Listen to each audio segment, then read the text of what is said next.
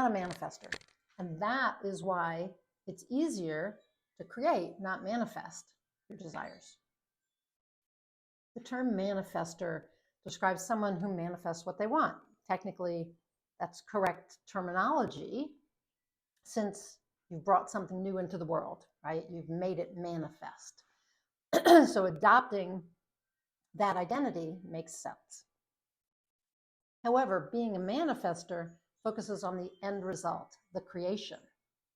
And as such, it bypasses your most powerful identity, that of being a creator. In fact, you already possess the identity of creator and all the abilities that go with it. When you acknowledge that you are a creator, you're more likely to create, to manifest, if you will, what matters most to you. The subject of manifestation, I've seen, has had kind of a resurgence in the last year or so. Of course, back in 2006, when Rhonda Byrne's released the law of attraction, The Secret, then the law of attraction and conscious creation and manifestation became part of the zeitgeist of the time. And then the buzz kind of died down. But many people, including myself, continued learning about and practicing manifestation techniques. Some of us were doing it long before The Secret was published, including me. And, so the topic isn't a secret or a new craze. Many ancient mystical and occult traditions actually refer to manifestation. Even the Bible provides examples of manifestation or creation, right? I mean, we're told about God creating the world, and we see Jesus manifest things, right? Create things. So it's just part of what almost every tradition teaches. But at our core, your core, my core, we are creators. That's our true identity. And that's what I talk about in the Inspired Creator community, I want my members to step into that identity of being a creator. Now, I believe that humans possess a spark of divinity. That's their soul or their spirit. You're a spiritual being having a human experience, and you're always connected to your spiritual nature, which is connected to source, right? So what we know about divinity, God, source, Allah, Jehovah, Yahweh, divine mind, divine presence, whatever you call this force, this creative force, is that it is creative. And so are we. Now, you create constantly in various ways, even when you don't realize you're doing it. Sometimes you create things that you don't want rather than what you do. And that's because you actually doubt your ability to create, or it causes you, when you create something that you don't want, it causes you to doubt that you can create what you do want. But it still proves your ability to create, intentionally or unintentionally. Now, we create with our thoughts, our words, our energy, and our actions or our inactions, and our decisions or indecisions. You create with your imagination, your emotions like fear, joy, anger. You're creating constantly because you're a creator. So to better understand your identity as a creator, I want to just spend a minute talking about the definitions of create, creation, and creator. So to create means to bring something into existence, to cause something to happen as a result of your actions. That's something anyone can do, is it not?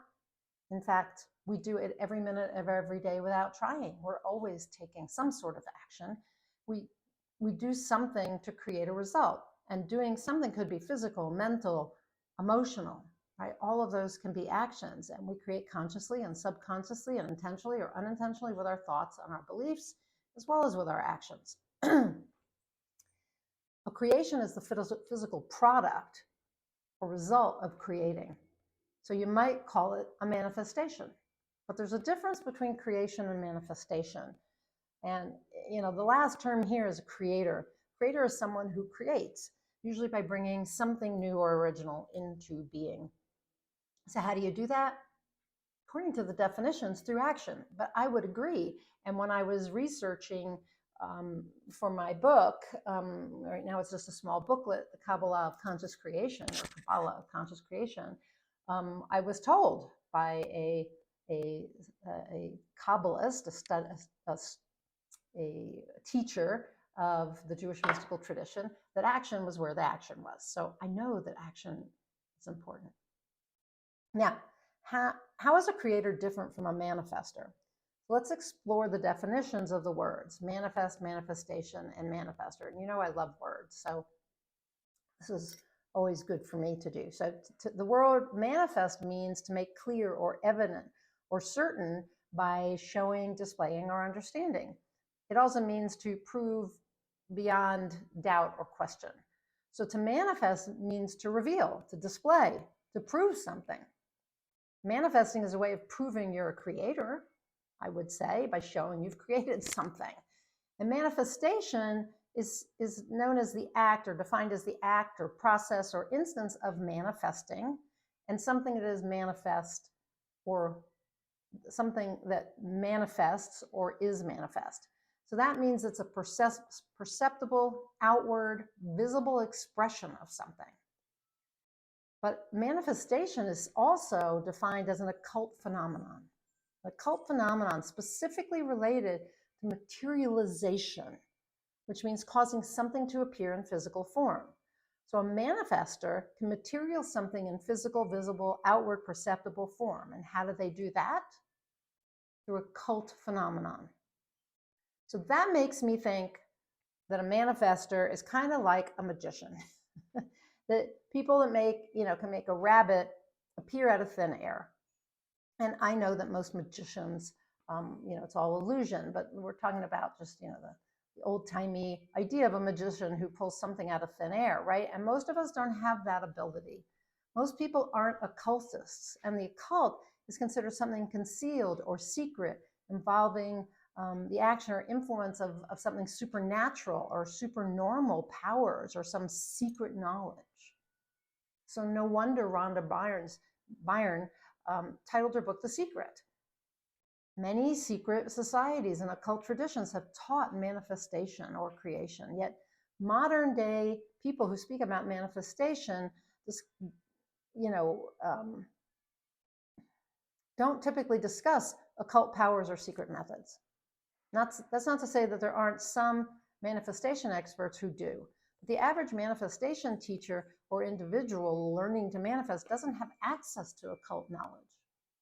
So, but so many people want to manifest their desires and what matters to them, and they want to develop the ability to make their ideas and dreams and visions, they want to realize those. They want them to be in physical form, right? But you may realize by now that it's harder to become a manifestor than a creator. After all, you're a creator already, not a magician. You don't need supernatural abilities or occult knowledge to create your desires. You just need to take action. But it is possible that these two identities, manifestor and creator, have some overlap, that they do play together a little bit. Because as a creator, you create, you realize your vision or bring your desire into existence through action.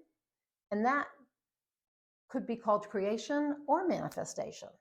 I mean, some might define creation as the process of manifesting, and the product of that. I'm sorry, let me say that again. There are people who could define creation as the process and manifestation as the product of that process. So you use your actions, including your thoughts and feelings and energy and words, to bring something into the physical world. You make it manifest, right? So I suppose you could argue that you materialize rather than create your desires in physical form. And I could agree with that if we're not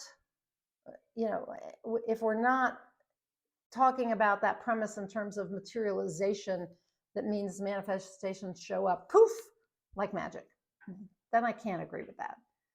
And really, the great spiritual masters like Jesus, they were the exception.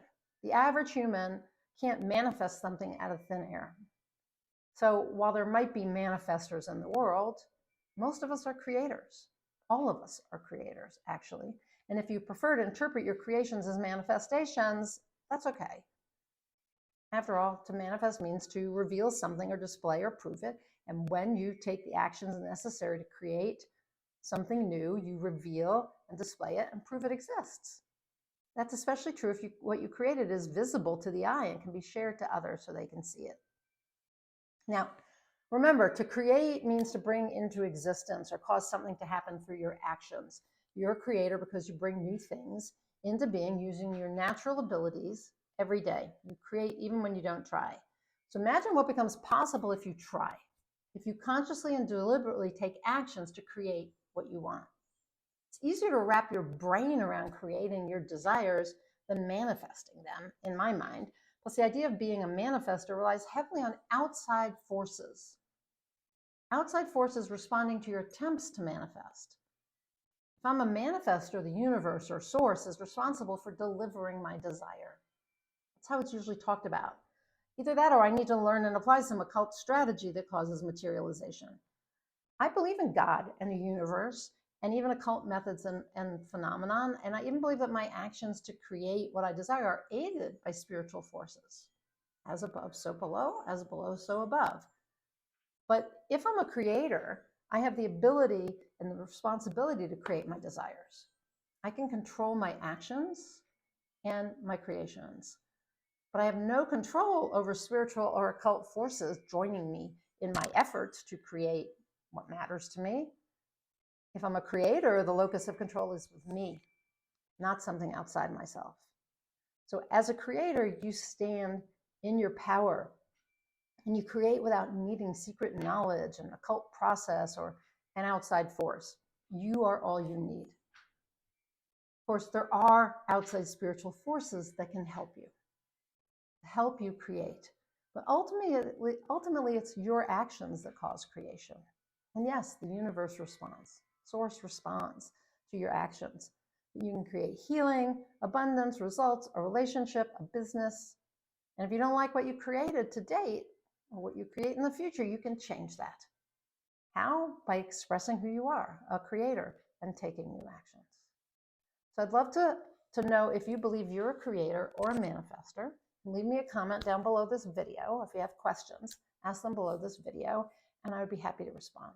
This is a big topic. It's one I talk about a lot in the Inspired Creator community. And we have a whole module where I talk about this. And, my thoughts change on it now and then, but I know firmly that we are creators. So stand in that power and create what you desire. If you haven't met me before, I'm Nina Amir. I'm the Inspiration to Creation Coach. I am a certified high performance coach and transformational coach, and I'm an author.